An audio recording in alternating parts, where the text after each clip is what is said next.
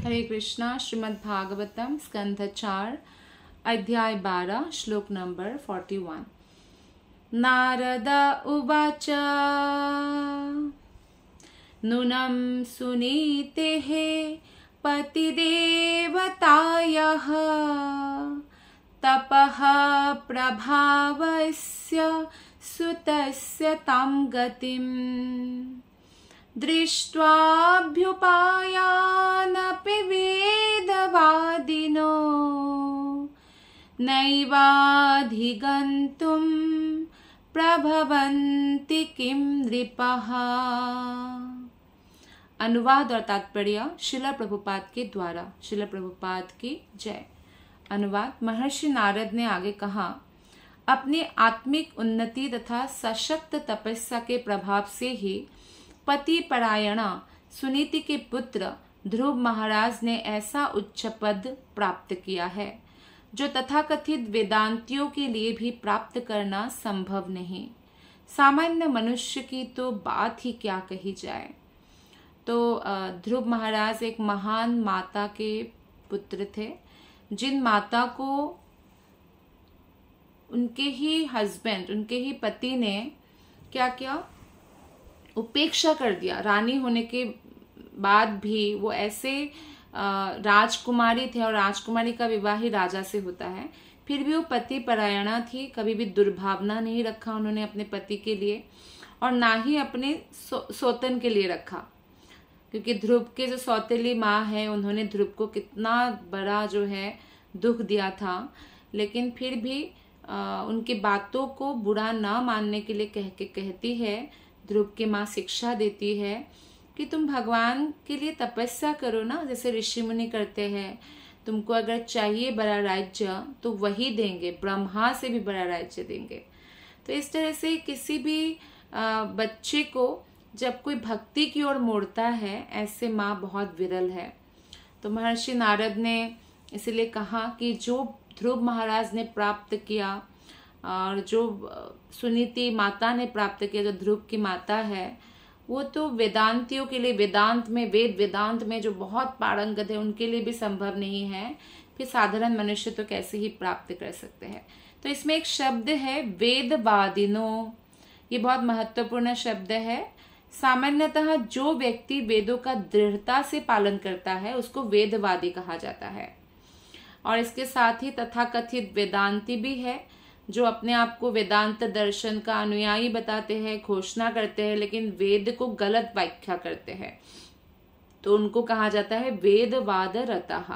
क्योंकि एक ही संस्कृत शब्द का अनेक अर्थ हो सकता है, तो लोग अर्थ का अनर्थ करके अगर व्याख्या करते हैं अपने हिसाब से, तो उनको बोला जाएगा वेदवाद रतः, क्योंकि वो वेदों के सार के प्रति आकर्षित नहीं होते हैं। जैसे कि भगवत गीता का बहुत लोगों ने टीका किया है, लेकिन वो कृष्ण को भगवान ही नहीं मानते, तो उनको कहा जाएगा वेदवाद रतः।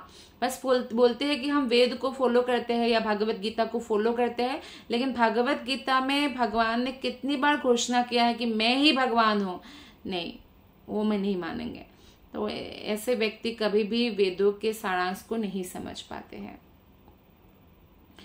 श्रील प्रभुपाद जी बोलते हैं कि ऐसे लोग वेदों के संबंध में बातें करते रहे या अपने ढंग से तपस्याएं करते रहे, किंतु वे ध्रुव महाराज जैसे उच्च पद को कभी प्राप्त नहीं कर पाते हैं।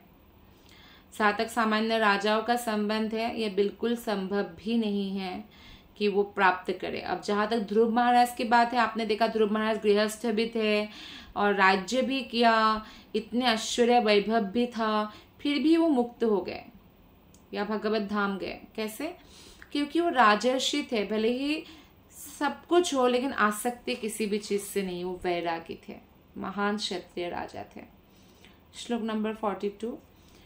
यह पंचवर्षो गुरुदार वाक्शरै भिन्नेन यातो हृदयेन दूयता वनं मदादेशकरोजितं प्रभु जिगाय तद्भक्तगुणे पराजितम्। अनुवाद। महर्षि नारद ने आगे कहा, देखो ना किस प्रकार ध्रुव महाराज अपनी विमाता के कटु वचनों से मर्माहत होकर केवल 5 वर्ष की अवस्था में जंगल चले गए और उन्होंने मेरे निर्देशन में तपस्या की। यद्यपि भगवान अजेय है, किंतु ध्रुव महाराज ने भगवत भक्तों के विशिष्ट गुणों से समन्वित होकर उन्हें परास्त कर लिया। भगवान को कोई विजय प्राप्त भगवान पर नहीं कर सकते हैं, लेकिन भगवान के भक्त विजय प्राप्त कर सकते हैं। तो भगवान इसलिए कहते हैं कि साधु का हृदय मैं हूं, मेरा हृदय साधु है। जैसे कोई प्रेमिक प्रेमिका होते हैं, एक दूसरे से बहुत प्यार होता है, एक दूसरे के बारे में सोचते रहते हैं, वैसे ही भक्त भगवान के बारे में, भगवान भक्त के बारे में। तो भगवान भक्त पर मेडिटेशन करते हैं, भक्त भगवान पर मेडिटेशन करते हैं, क्योंकि ये प्रेम है और यही असली प्रेम है। बाकी तो सब काम है, काम वासना है। तो इसीलिए यहाँ पे बताया गया, नारद मुनि कहते हैं कि 5 वर्ष की अवस्था में कोई इतना सुंदर भक्ति किया। और अभी तो बहुत सारे जो स्टूडेंट्स हैं उनमें से बहुत भाग्यशाली है जो स्टूडेंट लाइफ में ही भक्ति को अपनाते हैं, स्टूडेंट लाइफ में ही भागवत पढ़ने लगते हैं, भागवत गीता पढ़ने लगते हैं, भक्तों का संग ढूंढते हैं। वो कोई साधारण व्यक्ति नहीं होते हैं। तो ऐसे भक्त होते हैं तो वो भगवान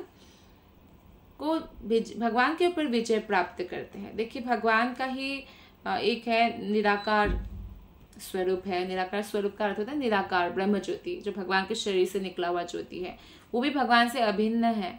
लेकिन निराकार ब्रह्म में वो वात्सल्य नहीं है जो कृष्ण में है, या परमात्मा जो स्वरूप है जो सबके हृदय में रहते हैं, कण कण में रहते हैं, उनमें भी वो वात्सल्य नहीं है। वात्सल्यता का पूर्णता है भगवान श्री कृष्ण में। भक्त वत्सल भगवान है कृष्ण, और कृष्ण पूर्ण है, इसलिए पूर्ण वात्सल्य उनमें है। तो इसलिए वात्सल्य जैसे माता का बच्चों पर होता है, उससे अनंत गुना वात्सल्य है कृष्ण का। तो भगवान को जीतना है तो गोपियों ने जीता है भगवान को।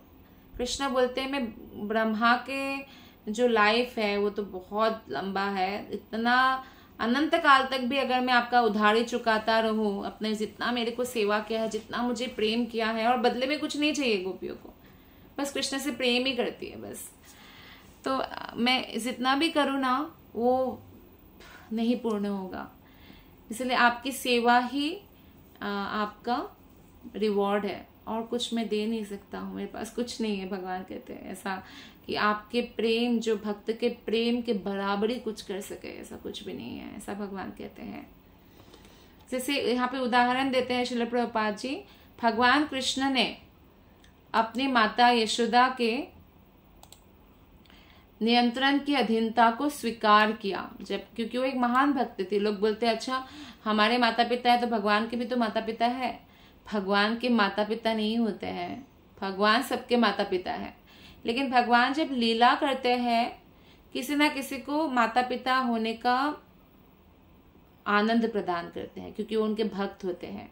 वो भगवान को वात्सल्य भाव में प्रेम करते हैं कि कृष्ण मेरे लल्ला है, ऐसे। तो यशोदा मैया के द्वारा वो नियंत्रित होते थे। यशोदा मैया छड़ी दिखाती तो वो डर जाते थे, और लीला होता था ये भगवान का। तो भगवान को अपने भक्तों की अधीनता प्रिय लगती है, अच्छा लगता है कि भक्त मुझे कंट्रोल करे, भगवान को अच्छा लगता है।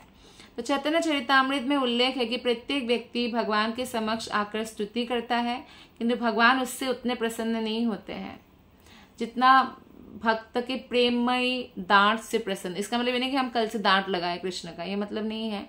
लेकिन जो उस लेवल तक है, जैसे यशोदा मैया है या गोपीगण है, कृष्ण को गोपियों के जो वो गाली है ना, लंपट है आप, और ये है वो है, निर्दयी है, जो भी बोलते हैं, इतना प्रिय लगता है। जो सामवेद की स्तुति भी उतना प्रिय नहीं लगता है जो तपस्वी लोग जपते हैं। क्यों ऐसा? क्योंकि गोपियों के हृदय में जो प्रेम है कृष्ण के लिए, वो किसी के हृदय में नहीं है, इसलिए। तो उस समय भगवान अपने जो उच्चस्थ स्थिति है उसे भूलकर शुद्ध भक्त के समक्ष समर्पण कर देते, भगवान समर्पण करते हैं। आप देखिए, तो ध्रुव महाराज भगवान को इसलिए जीत पाए क्योंकि उन्होंने 5 वर्ष की अवस्था में कठोर तपस्या की थी। तो इसलिए नियमों को पालन करने में हमें कभी भी ढील नहीं करनी चाहिए, भले ही हमारा कितना व्यस्त जीवन हो, गृहस्थ जीवन हो, बच्चे हैं, नौकरी है, तो भी हमें भगवान के लिए समय निकालते हैं ना हम व्यस्तता के बीच में, क्योंकि पेट का भी ये सब संबंध है, हमारे शरीर का संबंध है। तो भगवान बहुत प्रसन्न होते हैं कि नियमों का पालन करते हैं, दूसरे लोगों को इंस्पायर करते हैं। तो भक्ति का प्रथम नियम क्या है? प्रथम नियम है आदो गुरु आश्रयम। प्रारंभ में प्रामाणिक गुरु को स्वीकार करना होता है, और जब गुरु मिल जाते हैं तो गुरु के आदेशों को दृढ़ता से पालन करना होता है। अगर कोई बहुत महान भाग्यशाली है तो उनके हृदय में कृष्ण प्रेरणा देते हैं कि गुरु स्वीकार करो। नहीं तो बहुत लोग तो गुरु के बिना ही घूमते रहते हैं कि हम भी भक्त हैं, कृष्ण के बहुत बड़े भक्त हैं, बड़े भक्त ऐसे, लेकिन गुरु के बिना कृष्ण उनको भक्त मानते ही नहीं है। कृष्ण ने स्वयं आदि पुराण में कहा है ना अर्जुन से कि जो मेरे भक्त के भक्त है उन्हीं को मैं भक्त मानता हूँ, जो मुझे डायरेक्ट पूजा करते हैं, गुरु नहीं है, उनको मैं भक्त नहीं मानता। तो इसलिए, और गुरु फैशन के लिए नहीं, भक्ति करने के लिए एक्सेप्ट करना चाहिए। कुछ लोग क्या करते हैं, गुरु स्वीकार करते हैं फिर नियम पालन नहीं करते हैं। गुरु की आज्ञा नहीं पालन करना, या उससे हम भक्ति में कभी आगे नहीं बढ़ सकते। तो दृढ़ता से पालन करना चाहिए, जैसे ध्रुव महाराज ने किया था। और 5 साल से, अगर हम 5 साल भी और लेट हो गए, हम 10 साल के हैं मान लीजिए, तब आप भक्ति में आए, तो 5 साल लेट हो गया, 5 साल की अवस्था से भक्ति में आना चाहिए। तो ऑलरेडी 5 साल लेट हो गया, आप मान लीजिए 20 साल के हैं तो 15 साल लेट हो गया, तो कितना लेट करेंगे। तो इसलिए हमें भक्ति में तुरंत ही जुड़ जाना चाहिए, जितना भी उम्र हो। भक्ति के गुणों का सार है कृष्ण के प्रति विशुद्ध प्रेम की उत्पत्ति। जब भगवान से प्रेम होता है ना, तो सबका हम कल्याण की कामना करते हैं, सबका सबसे प्रेम होता है। हमारे लिए कुछ भौतिक रहता ही नहीं है, सब आध्यात्मिक हो जाता है। भले ही कोई, जैसे ध्रुव महाराज राजा थे, प्रजा का पालन करते थे, तो रिस्पॉन्सिबिलिटी वो निभाते थे, लेकिन कृष्ण के प्रति समर्पित होकर। तो इस तरह से जो है भक्ति के गुणों का सार कृष्ण के प्रति विशुद्ध प्रेम की उत्पत्ति है, और इसकी प्राप्ति कृष्ण के विषय में मात्र श्रवण करने से ही किया जा सकता है। कई लोग श्रवण नहीं करते हैं और कुछ भी करते रहते हैं, लेकिन श्रवण के बिना वो काम होगा ही नहीं। श्रवण सुनने से, गुरु को सुनना चाहिए। आजकल तो गुरु के प्रभुपाद के लेक्चर्स है, और जो गुरु महाराज हैं उन लोगों के लेक्चर्स भी यूट्यूब में हैं। तो आपके जो भी गुरु हैं उनको सुनना every day is very important. तभी गुरु के प्रति श्रद्धा बढ़ेगी। गुरु के प्रति श्रद्धा बढ़ेगी तो कृष्ण प्रसन्न होते हैं, क्योंकि जैसी श्रद्धा कृष्ण में, ऐसी श्रद्धा गुरु में जिसका हो जाता है ना, वही भगवत धाम जा सकता है। जो गुरु को कृष्ण से अभिन्न माने। हाँ, गुरु अपने आप को भगवान कृष्ण के विनम्र सेवक ही मानते हैं, लेकिन शिष्य को गुरु को कृष्ण ही मानना चाहिए, ऐसा शास्त्र का उपदेश है। और उसमें ये भी बताया गया है कि कई लोग हैं जो बहुत बड़ा तपस्या करते हैं और अपने आप को सोचते हैं कि हमने बहुत बड़ा तपस्या किया है और हम शुद्ध हो गए। नहीं होते हैं शुद्ध, ये बताया गया है भागवतम में। आई थिंक इसमें श्लोक का मुझे याद है, ये अन्निरविंदाक्ष विमुक्त मानिनः, वो अपने आप को मुक्त मानते हैं, लेकिन भगवान कृष्ण के चरण कमल स्वीकार नहीं करते हैं। फिर क्या होता है, पतंती अधः, पतन होता है उनका। क्यों? अनादृता, किससे? कृष्ण के चरणों से दूर, और युष्मत् अंग्रयः, अंग्रय मतलब कृष्ण के चरण कमल से दूर होने के कारण। तो इस तरह से हम देखते हैं कि बहुत सारे ऐसे ब्रह्मवादी या परमात्मावादी हैं जो अपने आप को शुद्ध मानते हैं अपने कठोर तपस्या के लिए, लेकिन कहा गया है उनका अविशुद्ध बुद्धि ही, अविशुद्ध बुद्धि ही, ऐसे बोला गया है।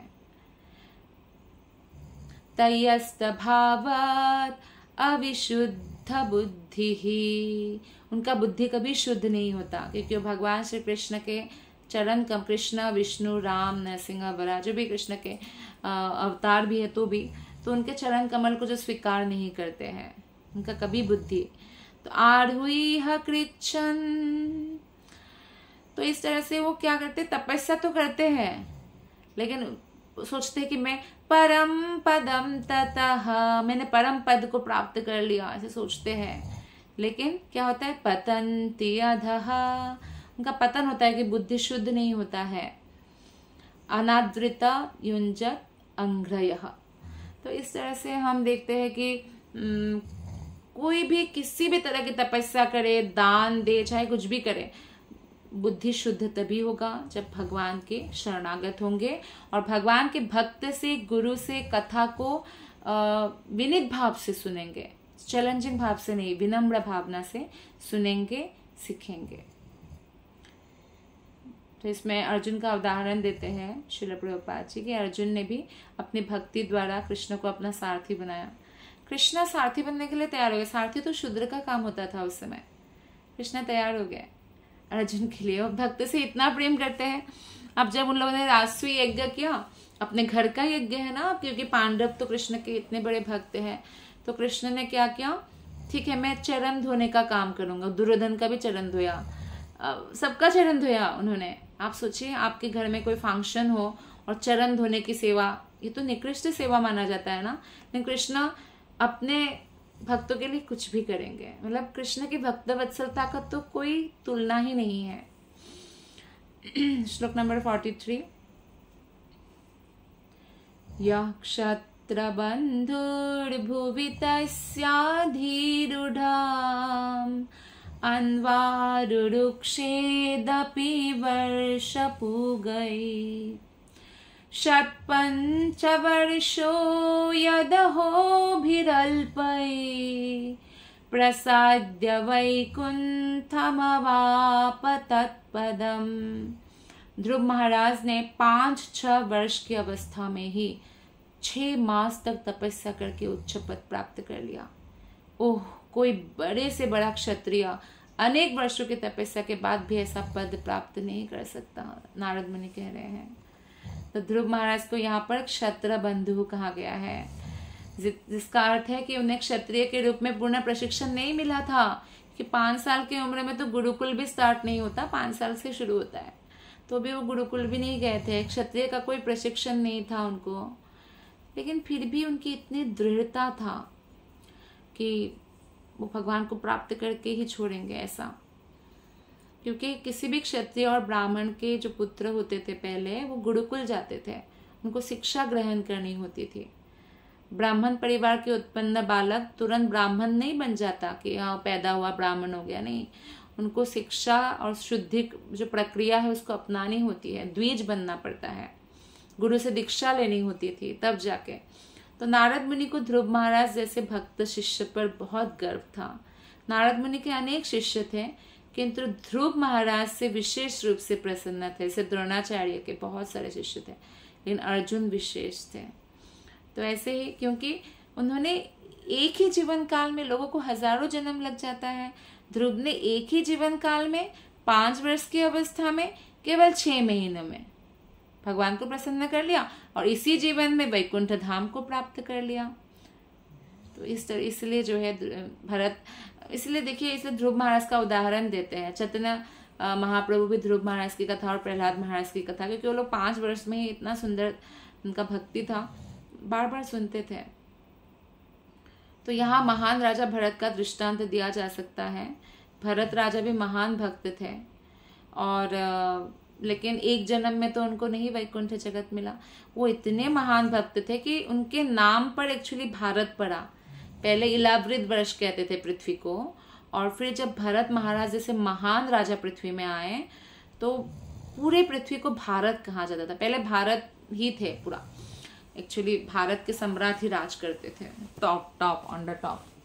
तो फिर वो भरत महाराज भी जो यंग एज में ही सब कुछ छोड़ के भक्ति करने जंगल चले गए, लेकिन हिरण के बच्चे को बचाने के बाद उनके प्रति थोड़ा सा भी आसक्ति हुआ तो हिरण का जन्म मिला। ये दूसरा जन्म था हिरण का। फिर तीसरा जन्म जड़ भरत, फिर उनको वैकुंठ जगत मिला। मतलब 3 जन्म लेना पड़ा। ये उदाहरण श्रील प्रभुपाद जी देते हैं। लेकिन ध्रुव महाराज 36,000 ईयर्स तक उन्होंने राज्य किया, फिर भी एक ही जीवन काल में उन्होंने वैकुंठ जगत प्राप्त किया। तो इसलिए हमें ये ध्रुव महाराज के जीवन से यही शिक्षा मिलती है कि यदि कोई चाहे तो बिना बहुत सारा जन्म की प्रतीक्षा के इसी जन्म में भगवत धाम जा सकते हैं। और श्रील प्रभुपाद जी कहते हैं कि मेरे गुरु महाराज श्री भक्ति सिद्धांत सरस्वती गोस्वामी प्रभुपाद कहा करते थे कि उनका प्रत्येक शिष्य दूसरे जीवन में भक्ति करने की प्रतीक्षा किए बिना इसी जीवन में वैकुंठ लोक प्राप्त कर सकेगा। हमें मतलब 16 माला और 4 नियम पालन करना है हमेशा, और उसे मात्र ध्रुव महाराज की तरह गंभीर और निष्ठावान होना होगा, गुरु की आज्ञाओं को पालन करना होगा। तो भाई इसी जन्म में हम क्यों बार बार हर जन्म याद करें कि हम इस जन्म में नहीं जाएंगे, अगले जन्म में, इस जन्म में थोड़ा सा ढील कर देते हैं, क्या ज़रूरत है, लाइक दैट। ऐसा नहीं होना चाहिए। कर सकते हैं हर व्यक्ति का। प्रभुपाद ने प्रैक्टिकल करके दिखाया ना, प्रभुपाद ने, कि कोई भले ही सब घर बार छोड़ के भी भक्ति ना करे तो भी वो भगवत धाम जा सकता है। ऐसा नहीं है कि नहीं घर बार ही छोड़ना पड़ेगा, तो ऐसे गलत फहमी है बहुत लोगों को। नहीं, वो अपना गृहस्थ जीवन पालन करे, लेकिन गृहस्थ जीवन का सेंटर कृष्ण को बनाए, इस तरह से। श्लोक नंबर 44। मैत्रेय उवाच एतत्तेभिहितं सर्वं यत्पृष्टोऽहमिह त्वया ध्रुवस्योद्यामयशासत् चरितं सम्मतं सतम्। मैत्रेय ऋषि ने आगे कहा, हे विदुर, तुमने मुझसे ध्रुव महाराज की परम ख्याति तथा चरित्र के विषय में जो कुछ पूछा था वो सब मैंने विस्तार से बता दिया। बड़े बड़े साधु पुरुष तथा भक्त ध्रुव महाराज के विषय में सुनने की इच्छा रखते हैं। श्रीमद् भागवतम का अर्थ है कि भगवान के संबंध में हर तरह की जानकारी। तो भगवान की लीलाओं को सुने, चाहे भक्त के चरित्र सुने, भगवान की ही गुणगान होता है। और भक्त की लीलाओं को सुनने से हमें बहुत लाभ मिलता है, उससे उत्साह मिलता है, हमारा मन पवित्र होता है, रजोगुण तमोगुण से हम मुक्त होते हैं। तो नवदीक्षित भक्त भगवान की लीलाओं को ही समझने का प्रयास करते हैं और उनके भक्तों के कार्यकलाप को सुनने में उतनी रुचि नहीं दिखाते। जो नए नए भक्ति में जुड़ते हैं, नवदीक्षित भक्त होते हैं, तो वो क्या है, कृष्ण के प्रति तो श्रद्धा है, भक्त के प्रति नहीं है, या वो भक्तों के चरित्र को सुनने में इतना वो नहीं दिखाते अगर, तो ऐसा ठीक नहीं है, क्योंकि वो फिर भक्ति में आगे नहीं बढ़ पाएंगे ना। तो इसीलिए यहाँ पे कहा गया है कि भक्त के चरित्र को भी, भक्त के चरित्र के प्रति जिन भक्तों का आसक्ति है, जैसे प्रहलाद, ध्रुव महाराज, भरत महाराज, जनक महाराज, अम्बरीश महाराज, तो निश्चित रूप से वो ऐसे भक्त बन सकते हैं। तो श्लोक नंबर 45। धन्यम यशस्यमायुष्यम पुण्यम स्वस्त्यायनं महत् स्वर्ग्यं धोव्यं सौमनस्यं प्रशस्यमाघमर्षणम्। ध्रुव के आख्यान को सुनकर मनुष्य अपनी संपत्ति, यश तथा दीर्घायु की इच्छा को पूरा कर सकता है। यह इतना कल्याणकर है कि इसके श्रवण मात्र से मनुष्य स्वर्गलोक को जा सकता है अथवा ध्रुवलोक को प्राप्त कर सकता है। ध्रुवलोक मतलब वैकुंठ लोक ही है। देवता भी प्रसन्न होते हैं क्योंकि यह आख्यान इतना यशस्वी है, इतना सशक्त है कि यह सारे पाप कर्मों के फल का नाश करने वाला है। तो देखिए, ये सब लाभ तो ऑटोमेटिकली मिलता है, लेकिन भक्त क्या इच्छा करते हैं कि हम भी ध्रुव महाराज जैसे भक्ति करें और भगवान को प्रसन्न करें। ये भक्त का इच्छा होता है। लेकिन यहाँ पे बताया गया कि किसी को अगर संपत्ति बढ़ाना है, यशस्वी बनना है, फेमस बनना है, या दीर्घ आयु चाहिए, ध्रुव महाराज को ये सब कुछ मिला, तो ये हो सकता है, ये कथा सुनने से भी हो सकता है। लेकिन भक्त के हृदय में ये सब इच्छाएं नहीं होती है, क्योंकि ये सब फिर भौतिक इच्छा हो जाती है ना, कि मेरे को भौतिक ऐश्वर्य मिले, मैं भौतिक रूप से बहुत फेमस हो जाऊं, या मैं इसी पृथ्वी में ही रहूं बहुत लंबे समय तक। तो ऐसी इच्छा भक्त नहीं करते हैं। पर ये इतना कल्याणकर है, यहाँ पे कहा गया है कि कोई अगर ऐसे भी इंसान, कोई भी इंसान अगर सुनते हैं ध्रुव महाराज के बारे में, तो स्वर्ग प्राप्त कर सकते हैं। मतलब देवता का शरीर मिल सकता है स्वर्ग में उनको। और जो देवता लोग भी है वो ध्रुव की कथा सुनने वालों पर बहुत प्रसन्न होते हैं। तो यही यहाँ पे कहा गया है, क्योंकि पाप कर्मों के फल को नाश करने वाले हैं। तो यहाँ पे श्रील प्रभुपाद जी कहते हैं कि इस संसार में ऐसे अनेक लोग हैं जिसमें शुद्ध भक्त नहीं है, कुछ कर्मी है और प्रचुर संपत्ति की कामना करते हैं, कोई यश चाहते हैं, कोई स्वर्ग जाना चाहते हैं, तो बस ध्रुव महाराज की कथा सुनो। क्योंकि कथा सुनते सुनते उनकी कथा सुनेंगे वो, इसलिए तो बहुत लोग भागवत कथा सुनने जाते हैं। अगर कोई भागवत कथाकार पैसों का डिमांड करके कथा कर रहे हैं, पेशेवर भागवत कथाकार है, तो उनकी कथा सुनने से हमें शुद्ध भक्ति डेवलप नहीं होगा। क्योंकि भागवत कथा बेचकर हम नहीं सुना सकते। पहली बात, दक्षिणा लिया जा सकता है और दक्षिणा में डिमांड नहीं होता है। सेकंड थिंग है कि जब परीक्षित महाराज को भागवत कथा सुखदेव गोस्वामी सुना रहे थे तो देवता लोग भी अमृत कलश लेकर आए थे। बोला था कि हम अमृत दे देते हैं, परीक्षित महाराज अमर हो जाएंगे, नहीं मरेंगे, आप हमें भागवत कथा सुना दो और ये अमृत कलश ले लो। तो सुखदेव गोस्वामी कहते हैं कि एक्चुअली हीरा के बदले कभी कोयला नहीं लिया जाता। भागवत कथा की तुलना अमृत से नहीं हो सकता है। तो इसलिए भागवत कथा कार को हम क्या ही दे सकते हैं, कुछ नहीं दे सकते। तो इसलिए ये होना चाहिए ब्राह्मण का कर्तव्य कि वो भागवत कथा सुनाए, भगवान के शुद्ध भक्त का कि भागवत कथा सुनाए, और दक्षिणा देने वाले को भी उनको प्रचुर अच्छा दक्षिणा देना चाहिए, इससे उन्हीं को लाभ होता है। लेकिन अगर हम ऐसे पेशेवर भागवत कथा के प्रकार के पास जाते हैं जो नियमों को पालन नहीं करते हैं, जो भक्त नहीं हैं, लेकिन मधुर वचन बोलते हैं, बहुत सुंदर गाते हैं, लोगों के अंदर, मान लीजिए उन्होंने ध्रुव कथा सुनाया तो हमें भौतिक लाभ होगा। उन भौतिक लाभ में क्या है, जैसे इसमें लिखा गया है ना, ये लाभ होगा, भौतिक स्वर्ग जाएंगे या यशस्वी होंगे। तो इसलिए बहुत लोग भागवत कथा सुनने जाते हैं और इसलिए जाते हैं कि भौतिक लाभ हो, मैं शुद्ध भक्त बनूं, ऐसे करके बहुत कम लोग जाते हैं। इस्कॉन में जाते हैं क्योंकि श्रील प्रभुपाद ने ऐसे ट्रेनिंग दिया है कि कोई भी भौतिक इच्छा से आप भागवत कथा नहीं सुनोगे, कोई भी भौतिक इच्छा से आप हरिनाम जप नहीं करोगे।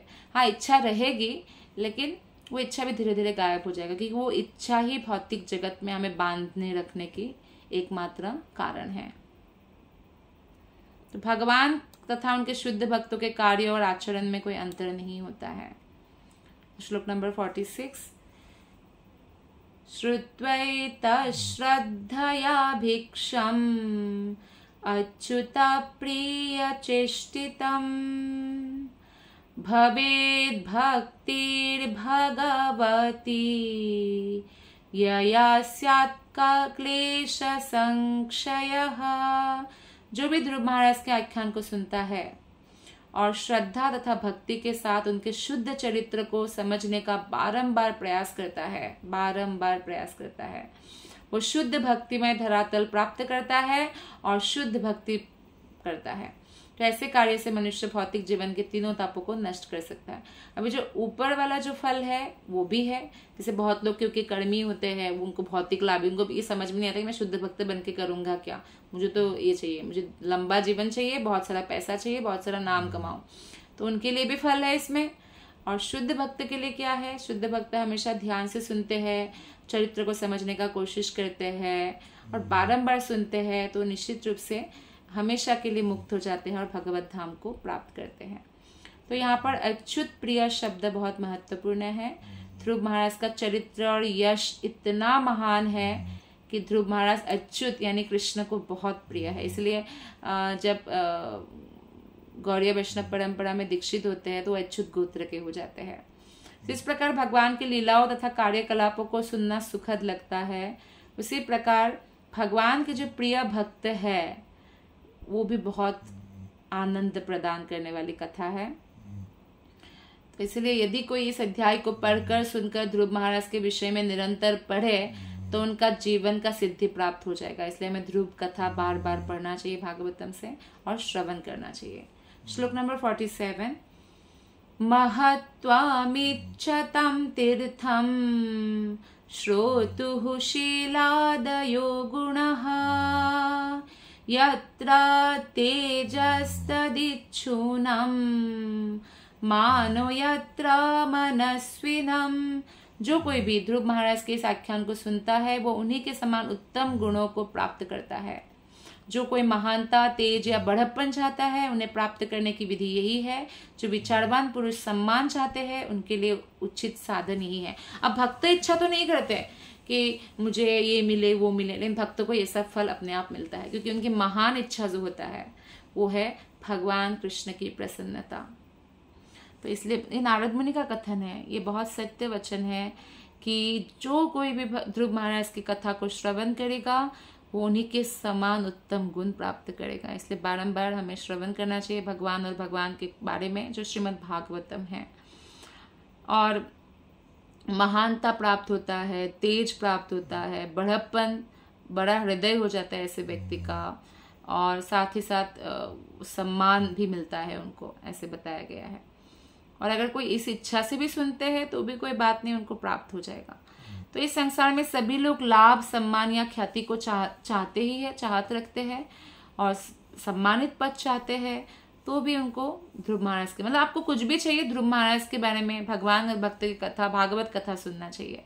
ऐसे हमें हर आख्यान में मिलेगा, आप देखिएगा कथा सुनने के बाद बताएंगे भागवतम में कि क्या क्या उसका भौतिक फल भी है और आध्यात्मिक फल भी है।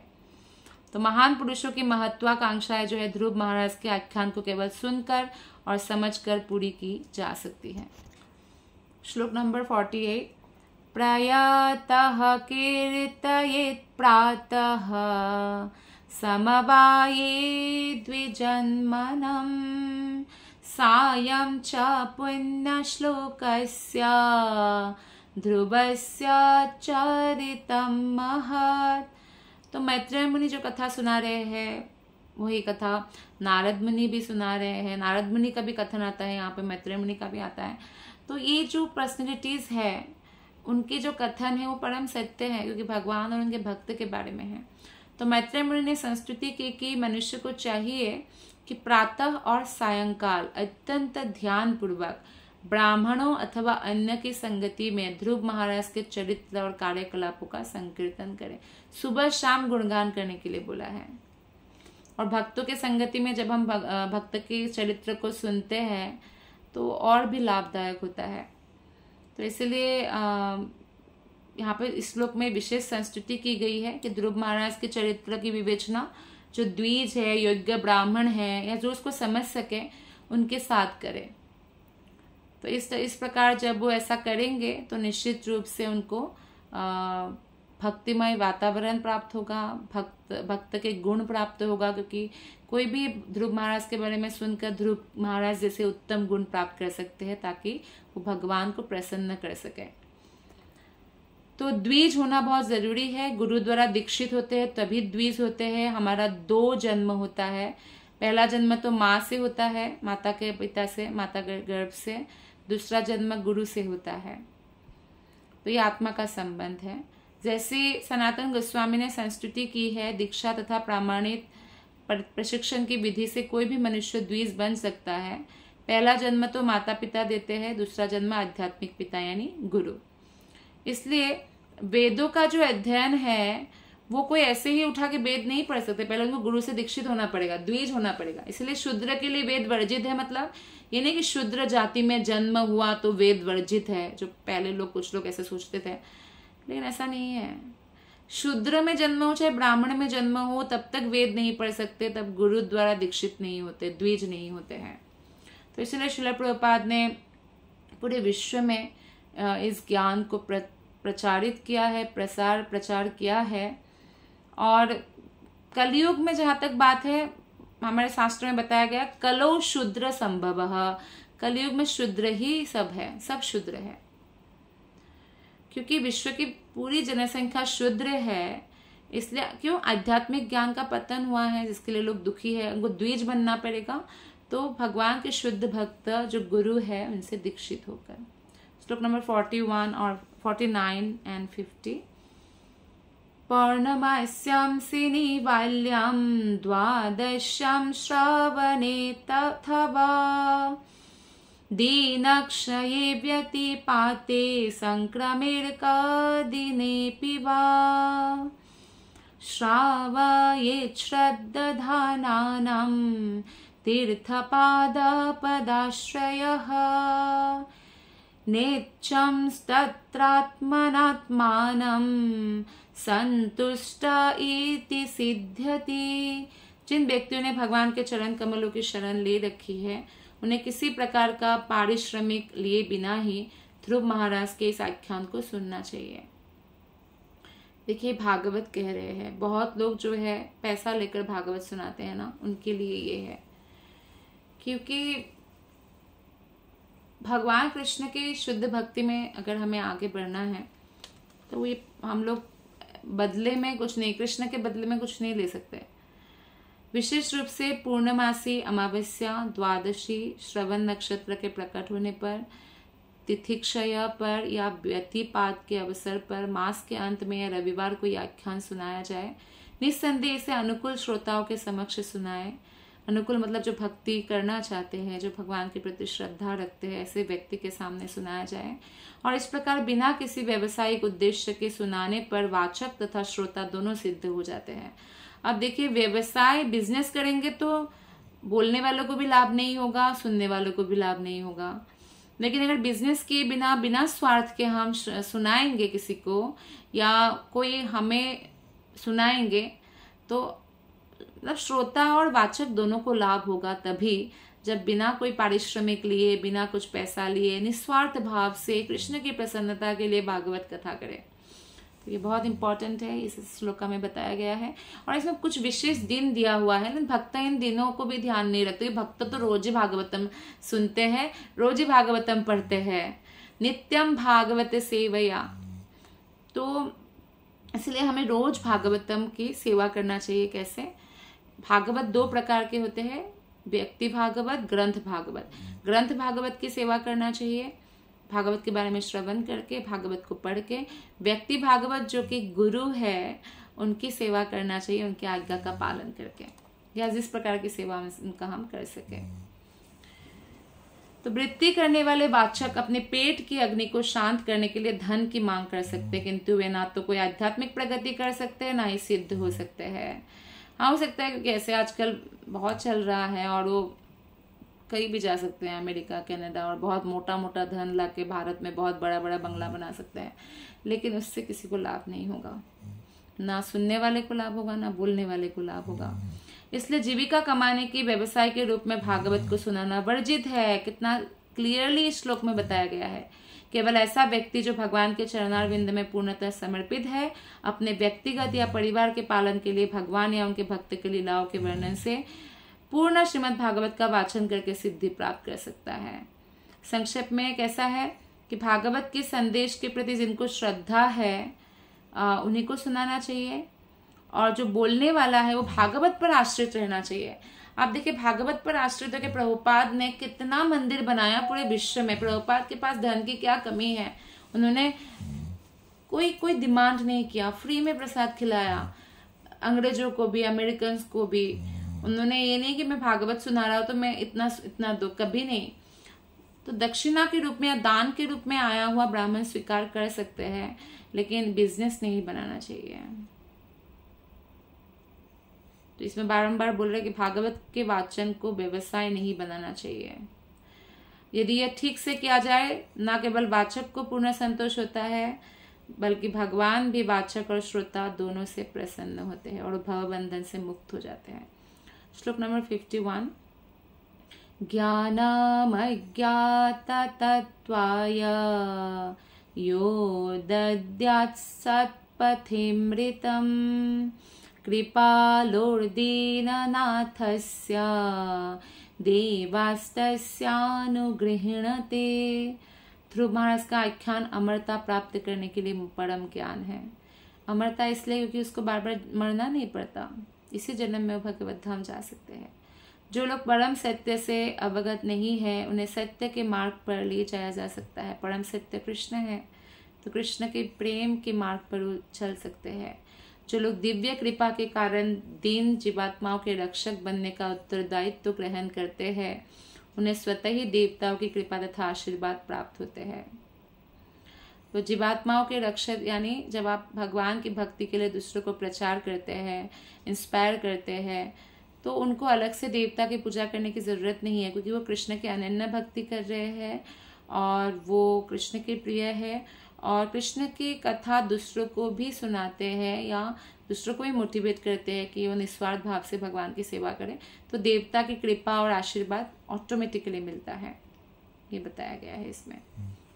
तो इसलिए मैत्रेय मुनि कहते हैं कि परम सत्य के विषय में लोगों को अवगत कराने के लिए भक्तों को विश्व में श्रीमद् भागवत की शिक्षाओं का उपदेश देना चाहिए। हम जिस भी कोने में हैं उस कोने में हम कुछ लोगों को भी इंस्पायर कर सके, भागवत कथा करें तो सुनने वाले और बोलने वाले दोनों को लाभ होगा। तो श्रीमद् भागवत के वाचन का उद्देश्य लोगों को परम सत्य भगवान के विषय में ज्ञान देना है। और इसमें हमें क्लियर होता है कि भगवान का पूर्ण स्वरूप है भगवान श्री कृष्ण। कृष्ण से ही समस्त अवतारों का उद्गम है, कृष्ण ही मूल है। और जब हम सामान्य, अगर हमें दयालु बनना है तो भगवान का ज्ञान देने के लिए दयालु बनना चाहिए, क्योंकि भागवत ज्ञान जो है वो उनको उनका भाग्य चेंज कर सकते हैं, उनको मुक्त कर देंगे। लेकिन बाकी आप जितना भी धन दान दें या अन्न दान दें, लेकिन अगर उनको आप कृष्ण कॉन्शियस नहीं बनाएंगे तो उनका एक दिन का ही पेट भरेगा। सामान्यतः प्रभुपाद कहते हैं कि सामान्यतः लोग जो है देवताओं की, विशेष रूप से शिव जी की पूजा करने में रुचि रखते हैं क्योंकि उनको भौतिक लाभ चाहिए। लेकिन भागवत में सिद्धांत उपदेश देते हैं कि अगर आप भागवत की ही सेवा कर रहे हैं, भागवत को ही सब कुछ मान रहे हैं, तो आपको अलग से देवताओं को प्रसन्न करने की आवश्यकता ही नहीं पड़ती। वो ऑटोमेटिकली आप पर कृपा करते हैं, दयालु होते हैं। श्लोक नंबर 52 आज के जो अध्याय, ये अध्याय हम कंप्लीट करने जा रहे हैं।